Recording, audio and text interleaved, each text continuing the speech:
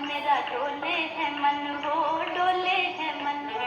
जाने न प्रीत मेरे भोले सजन हो, जाने न प्रीत मेरे भोले सजन, मेरे भोले सजन। कैसे छुपाऊं हाय दिल की लगन, हाय दिल की लगन। कैसे छुपाऊं हाय दिल की लगन, हाय दिल की लगन। मौसम प्यारा ठंडी हवा, दिल मिल जाए हो जादू जगा। मुरली वाले मुरली बजा, सुन सुन मुरली को नाचे दिया।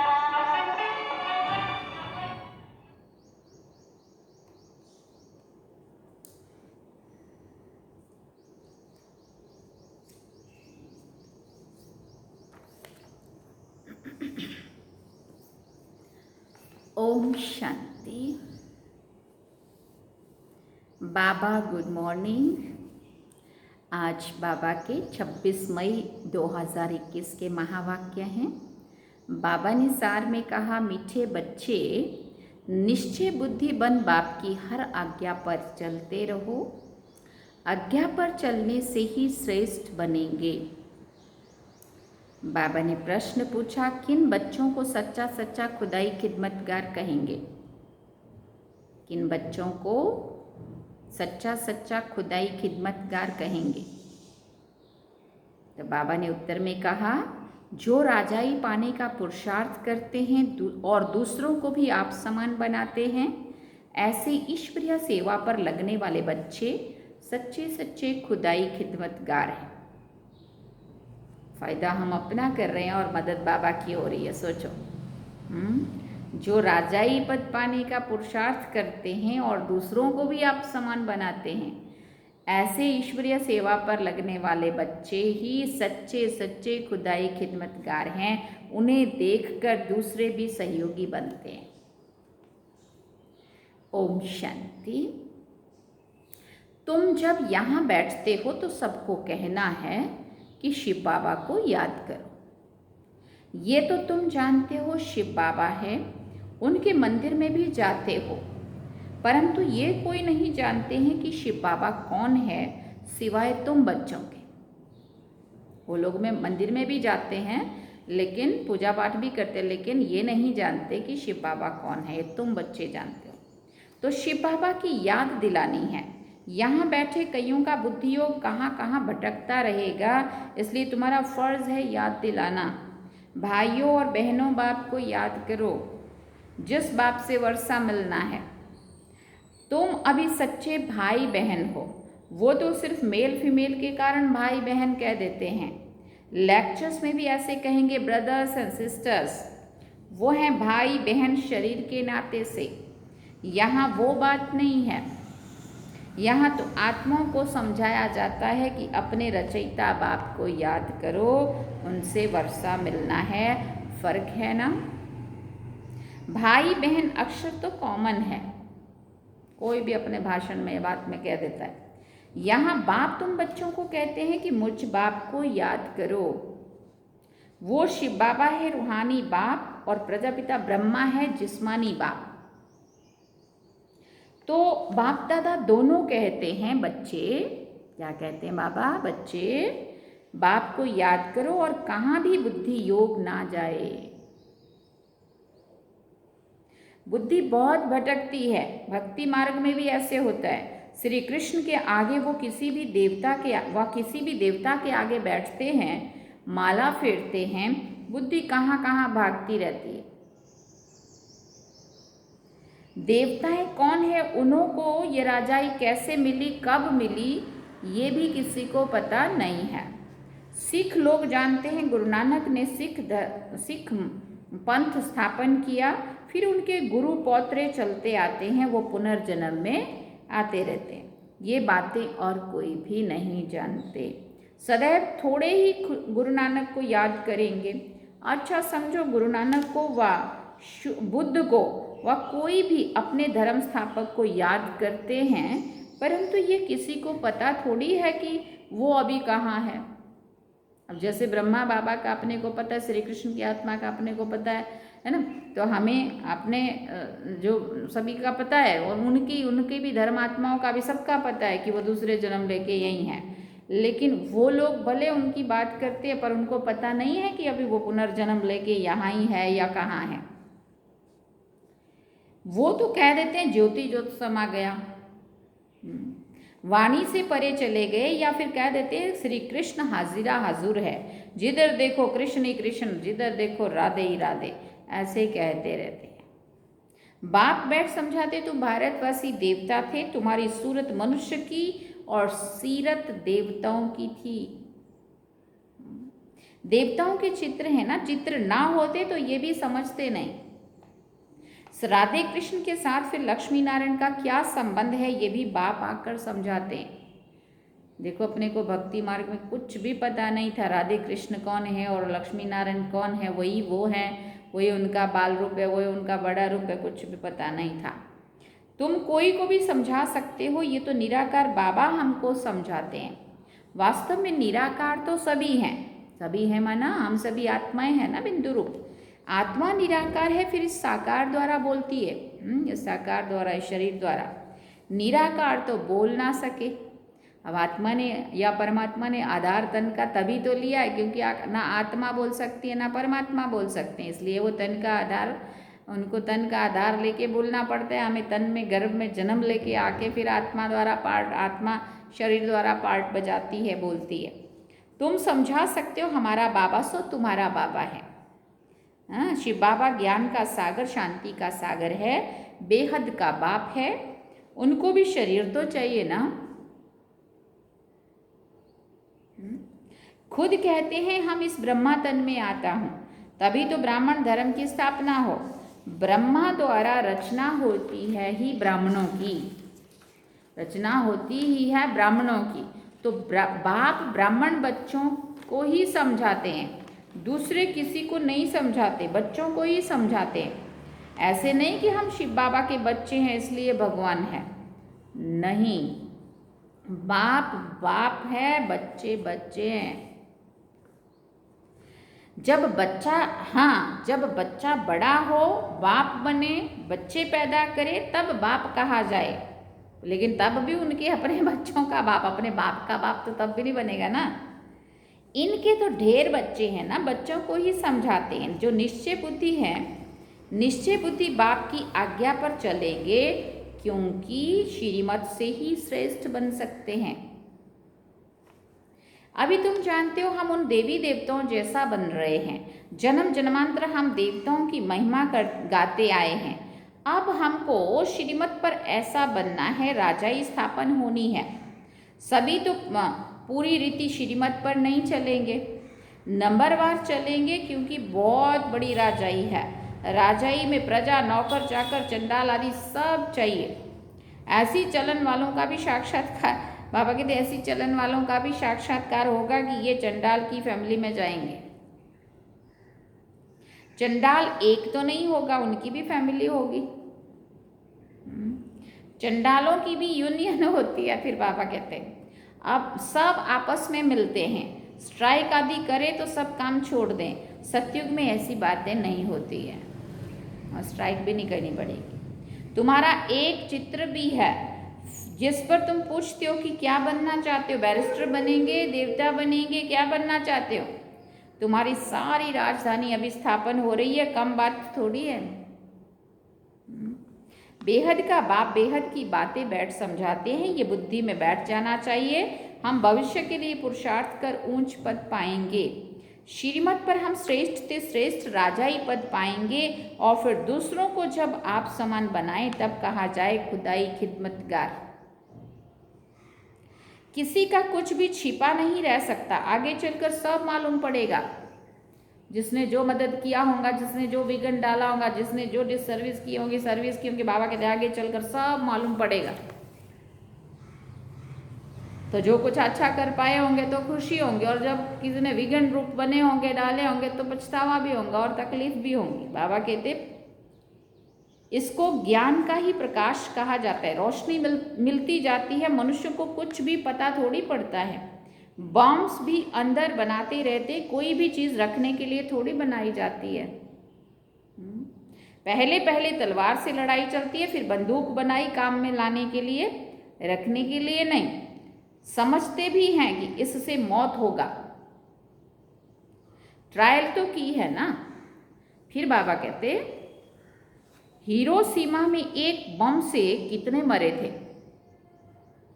बाबा कहते उसके बाद देखो फिर कितनी उन्नति की है, कितने ढेर मकान बनाए हैं। अब ऐसा विनाश नहीं होगा जो हॉस्पिटल में पड़े रहें।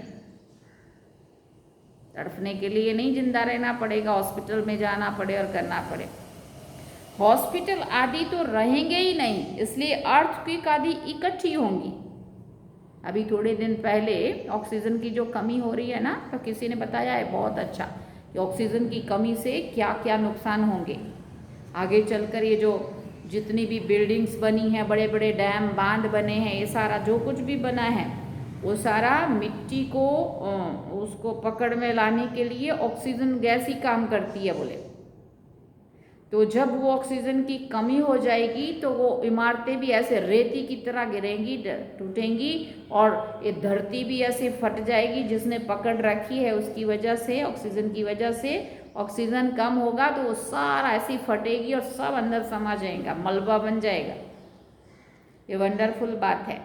जो पानी है सारा वो नाइट्रोजन और ऑक्सीजन दोनों को मिला के बना है, तो ऑक्सीजन सारी खत्म हो जाएगी, वो भी गैस में बदल जाएगा। जो पानी है वो गैस में बदल जाएगा। सोचो ज़रा कितना खतरनाक ये चीज़ें हैं। तो बाबा कहते ऐसा समय नहीं होगा, तड़पने के लिए नहीं बचेंगे, ना हॉस्पिटल रहेंगे, सब कुछ अर्थक्वेक में सब मलबा अंदर जाएगा। कुदरती आपदाओं को कोई रोक नहीं सकता। सोचो अभी ज़रा, कुछ नहीं कर पाया कोई से पहले से प्रबंध। यहाँ से शिफ्ट वहाँ कर दो, इतने लाख लोग यहाँ से वहाँ शिफ्ट कर दिए, तो ये तो बेचारे क्या कर सकते थे औरतों पर। लेकिन जिस कोने में रखे होंगे वहीं आया होगा तो क्या करेंगे, कोई जगह ही नहीं बचेगी, क्या करेंगे, कहाँ शिफ्ट होंगे।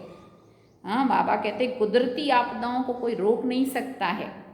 और बाबा ने कुछ साल पहले कहा था प्रकृति के 5 तत्व तो मेरे पास ऊपर आ रहे हैं, बार बार मुझे कहते हैं हमें परमिशन दो, क्योंकि दुनिया ने प्रकृति को भी काफ़ी तंग किया हुआ है, परेशान किया हुआ है, इसलिए वो भी क्रोधित हुई है। वो बोलती है हमें इशारा दो, बाबा को कहती है बाबा हमें इशारा दो, हम पूरा चारों तरफ हाहाकार मचा देंगे।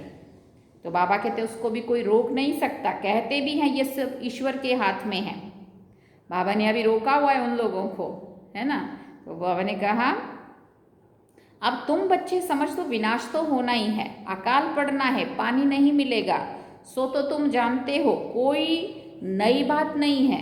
ये तो कुछ भी नहीं, अभी जो वायरस वाला है अंदर रहने को बोला जा रहा है, बाकी सब कुछ खाने को भी मिल रहा है, पीने को भी, पहनने को भी सब कुछ मिल रहा है, सब है, कोई तकलीफ नहीं है। मोबाइल भी चल रहे हैं, लाइट भी आ रही है, सब हो रहा है। जब लाइट नहीं होगी, पानी नहीं होगी, पंखे नहीं चलेंगे, बिजली नहीं होगी, कुछ भी नहीं होगा, तो तब त्राही त्राही, मोबाइल नहीं चलेंगे, एक दूसरे से हम फ़ोन में पूछ नहीं सकेंगे, बात नहीं हो सकेगी, क्या होगा उस समय। बाबा कहते कोई नई बात नहीं है, कल्प पहले भी ऐसे हुआ था। कल्प का ज्ञान तो कोई में है नहीं। कहते भी हैं क्राइस्ट से 3000 वर्ष पहले पैराडाइज था। फिर शास्त्रों में कल्प की आयु लाखों वर्ष लिख दी है, कोई का भी अटेंशन नहीं जाता है। सुनकर फिर अपने धंधे आदि में लग जाते हैं। तो अब बाप बच्चों को समझाते हैं कि अब जल्दी जल्दी पुरुषार्थ करो, याद में रहो तो खाद निकलती जाएगी, तुमको यहाँ ही सतो प्रधान बनना है, नहीं तो सजाएं खाकर फिर अपने अपने धर्म में चले जाएंगे। श्रीमद् भगवान की मिलती है। श्री कृष्ण तो राजकुमार है, वो क्या किसी को मत देंगे। इन बातों को दुनिया में और कोई भी नहीं जानते। प्यार से समझाना है। क्या समझाना है? शिव बाबा को याद करो। शिव बाबा खुद कहते हैं कि माम एकम याद करो, वो भी कल्याणकारी है। और संग तोड़ एक संग जोड़ना है। तुम तो भारत का बेड़ा पार करने वाले हो। सत्यनारायण की कथा भी भारत से ही ताल्लुक रखती है। और धर्म वाले कभी सत्यनारायण की कथा नहीं सुनेंगे। फिर बाबा ने कहा ये सुनेंगे वही जो नर से नारायण बनने वाले आदि सनातन देवी देवता धर्म वाले होंगे। वही अमर कथा सुनेंगे। अमर लोक में देवी देवता थे तो ज़रूर अमर लोक में अमर कथा से, अमर लोक में अमर कथा से ये पद पाया होगा। एक एक बात याद करने के लायक है। एक बात भी बुद्धि में अच्छी रीति बैठ जाए तो सब आ जाएंगे।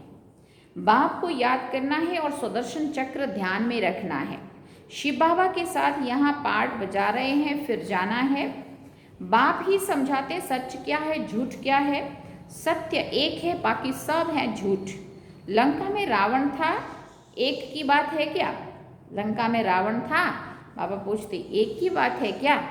कोई की रावण की बात है? आज घर घर में रावण है, 5 विकारों से भरे हुए। सत्युग त्रेता में तो ऐसी बात होती नहीं है। ये सारी मनुष्यों की दुनिया लंका है, ये सारी मनुष्यों की दुनिया लंका है। ये है ही रावण राज्य। सब सीताएं एक राम को याद करती हैं, अथवा सब भक्तियां सजनियां एक भगवान साजन को याद करती है, क्योंकि रावण राज्य है। ये सभी आत्माओं की बात है। सब आत्माएं सीताएं हैं और परमात्मा राम है। और सारे सबके अंदर जो बुराइयां बैठी है, रावण, उसको बाबा ने कहा रावण है। सन्यासी इन सब बातों को समझ ना सके, सभी दुखी हैं, शोक वाटिका में है। शोक वाटिका है कलयुग, अशोक वाटिका है सतयुग, जहाँ कोई शोक ना हो। यहाँ तो कदम कदम पर शोक है, दुख है।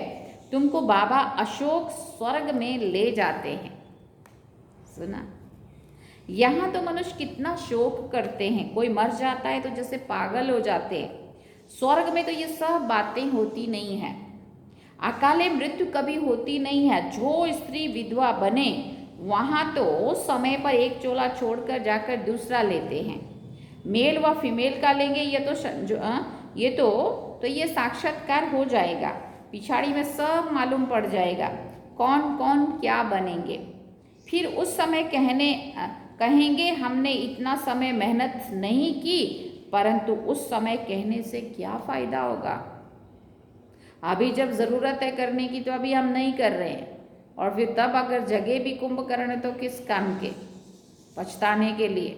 कुंभकर्ण का दिखाते हैं ना, जब राम और रावण का युद्ध चल रहा था तो कुंभकर्ण कैसे सोया था, और जब सब कुछ नाश हो गया, खत्म हो गया, लंका जल गई, रावण मारा गया, तो फिर बाद में उसको जाग आई, तो फिर मतलब क्या हुआ उस जागने का।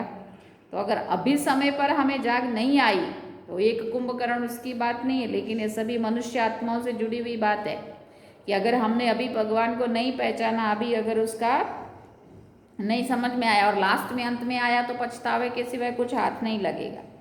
बाबा कहते उस समय कहने से क्या होगा, समय तो बीत गया ना। इसलिए बाप कहते बच्चे मेहनत करो, सर्विस में सच्चे राइट हैंड बनो तो राजाई में आ जाएंगे। सर्विस में लगे रहो। मिसाल भी है ना, जैसे कुटुंब के कुटुंब सर्विस में लगे पड़े हैं। कहेंगे इस कुटुंब ने कर्म ऐसे अच्छे किए हुए हैं जो सब ईश्वरीय सर्विस में लग गए हैं। माँ बाप बच्चे ये तो अच्छा है ना, सर्विस पिछाड़ी चक्कर लगाते रहते हैं। तुम बच्चों को बहुत उल्लास होना चाहिए। कैसे मनुष्य को रास्ता बताएं जो उनकी आत्मा खुश हो। कितनों को रास्ता बताते हो, ये तुमने प्रजा बनाई, बीज बोया ना। जमते झाम है ना, जन्मते ही राजा तो कोई होता नहीं है, मेहनत करके बनते हैं ना कुछ। पहले प्रजा के अधिकारी होते, फिर पुरुषार्थ करते करते क्या से क्या बन जाते हैं। तुमको सर्विस पर देखकर औरों को भी उमंग होगा, हम भी क्यों ना ऐसा पुरुषार्थ करें। नहीं तो फिर कल्प कल्प ऐसा हाल होगा, बहुत आएंगे पछताएंगे। सुना? उस समय जैसा दुख मनुष्य सारी दुनिया में कभी नहीं देखते। श्रीमत पर नहीं चलने के कारण पिछाड़ी में ऐसा दुख देखेंगे, बात मत पूछो। क्योंकि अनेक विक्रम किए हैं। बाबा रास्ता भी बहुत सहज बताते हैं, सिर्फ बाप को याद करना है, औरों को भी ये रास्ता बताओ। तुम देवी देवता धर्म के थे, जैसे क्रिश्चियन धर्म के मनुष्य इस्लामी धर्म के मनुष्य हैं, वैसे ये हैं। ये है सबसे पवित्र। इन जैसा धर्म और कोई हो नहीं सकता। आधा कल्प तुम पवित्र रहते हो, स्वर्ग और नरक गया हुआ है ना। हेवन किसको कहा जाता है ये भी किसी को पता नहीं है। बाप भारत में ही आकर बच्चों को जगाते हैं। 5000 वर्ष की बात है। जो स्वर्गवासी थे वही अब नरकवासी बने हैं। फिर बाप आकर पावन स्वर्गवासी बनाते हैं।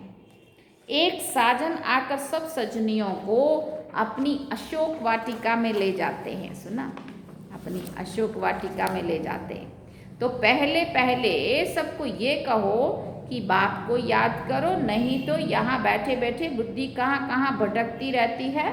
भक्ति मार्ग में भी यही हाल होता है। बाबा तो अनुभवी है ना। सबसे अच्छा धंधा जवाहरात का होता है। उसमें सच और झूठ को बड़ा मुश्किल से समझते हैं।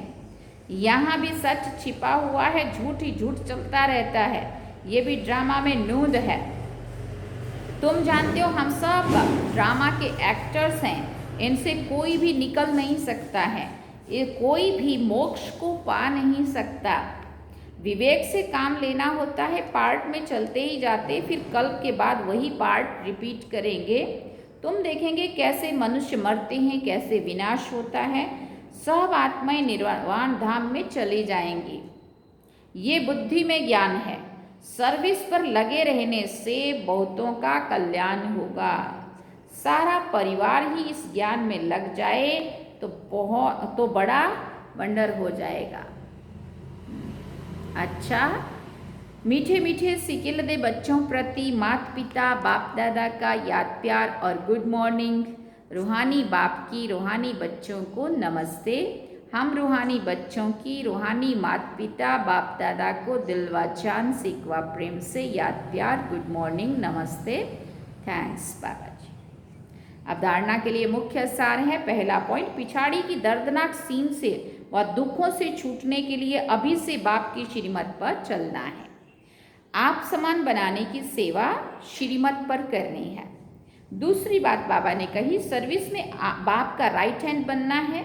आत्मा को खुश करने का रास्ता बताना है। सबका कल्याण करना है। बाबा ने वरदान में कहा, सदा मर्यादाओं के लकीर के अंदर रहने की केयर करने वाले मर्यादा पुरुषोत्तम भव। सदा मर्यादाओं के लकीर के अंदर रहने की केयर करने वाले मर्यादा पुरुषोत्तम भव।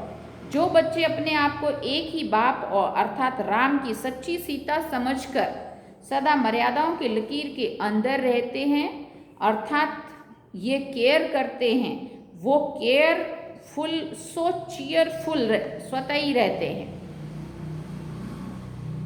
तो सवेरे से रात तक के लिए जो भी मर्यादाएं मिली हुई हैं, उनकी स्पष्ट नॉलेज बुद्धि में रख स्वयं को सच्ची सीता समझकर मर्यादाओं की लकीर के अंदर रहो, तब कहेंगे मर्यादा पुरुषोत्तम। सीता को रावण कब ले गया उठा के? जब उसने मर्यादा की लकीर को पार किया। तो बाबा ने कहा और तब सारी खुशियां ही नष्ट हो गई, है ना। चीयरफुल कैसे रहेंगे जब केयरफुल नहीं रहेंगे? तो चीयरफुल रहने के लिए मर्यादा की लकीर में रहो।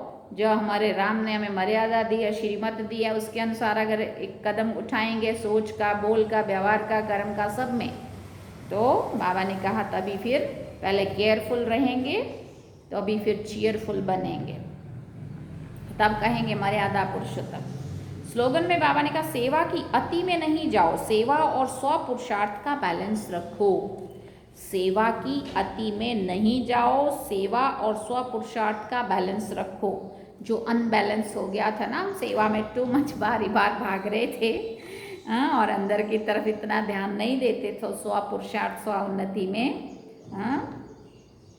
तो बाबा कहते अब बाबा ने टाइम दिया है हमारे लिए कि अब बाहर की बजाय अंदर की ओर जाओ। और दुनिया ने क्या कह दिया, अनाउंस किया, घर में रहो, सुरक्षित रहो। अब घर में भी अंदर की ओर, अंदर से भी और अंदर की ओर यहाँ जाएंगे और उसको याद करेंगे, तब सुरक्षित है ना। अच्छा, ओम शांति। ये थे आज बाबा के महावाक्य। बाबा ने सार में कहा, मीठे बच्चे निश्चय बुद्धि बन, बाप की हर आज्ञा पर चलते रहो। आज्ञा पर चलने से ही क्या होगा, श्रेष्ठ बनेंगे। अच्छा, ओम शांति। अब हम बाबा को याद करेंगे।